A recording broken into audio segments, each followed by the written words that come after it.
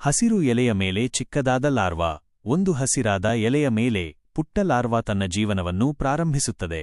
ಜಗತ್ತಿನ ಬಗ್ಗೆ ಕುತೂಹಲದಿಂದ ಅದು ನಿಧಾನವಾಗಿ ಎಲೆಯನ್ನು ತಿನ್ನುತ್ತಾ ಬೆಳೆಯುತ್ತದೆ. ಲಾರ್ವಾ ಕೋಶಾವಸ್ಥೆಗೆ ಹೋಗುವುದು. ದಿನಗಳು ಉರುಳಿದಂತೆ ಲಾರ್ವಾ ತನ್ನ ಚಟುವಟಿಕೆಯನ್ನು ನಿಲ್ಲಿಸಿ ಗೂಡು ಕಟ್ಟಿಕೊಳ್ಳುತ್ತದೆ. ಇದು ರೂಪಾಂತರದ ಸಮಯ. ಒಳಗಡೆ ಅದ್ಭುತ ಬದಲಾವಣೆಗಳು ನಡೆಯುತ್ತಿವೆ. ಕೋಶದಿಂದ ಚಿಟ್ಟೆ ಹೊರಬರುವುದು. ಸ್ವಲ್ಪ ಸಮಯದ ನಂತರ ಗೂಡು ಒಡೆಯುತ್ತದೆ. ಅದರಿಂದ ಬಣ್ಣಬಣ್ಣದ ರೆಕ್ಕೆಗಳನ್ನು ಹೊಂದಿರುವ ಸುಂದರ ಚಿಟ್ಟೆಯೊಂದು ಹೊರಬರುತ್ತದೆ. ಚಿಟ್ಟೆ ಹೂವಿನಿಂದ ಹೂವಿಗೆ ಹಾರಾಡುವುದು.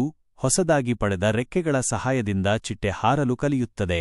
ಅದು ಹೂವಿನಿಂದ ಹೂವಿಗೆ ಹಾರಾಡುತ್ತಾ ಮಕರಂದವನ್ನು ಹೀರುತ್ತದೆ ಮತ್ತು ಪ್ರಕೃತಿಯ ಸೌಂದರ್ಯವನ್ನು ಸವಿಯುತ್ತದೆ. ಚಿಟ್ಟೆ ಇತರ ಚಿಟ್ಟೆಗಳೊಂದಿಗೆ ಸೇರುವುದು. ಚಿಟ್ಟೆ ತನ್ನ ಜಾತಿಯ ಇತರ ಚಿಟ್ಟೆಗಳನ್ನು ಭೇಟಿಯಾಗುತ್ತದೆ.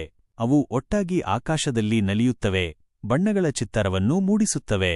ಚಿಟ್ಟೆ ಮೊಟ್ಟೆಗಳನ್ನು ಇಡುವುದು. ಕಾಲಚಕ್ರ ಉರುಳುತ್ತದೆ.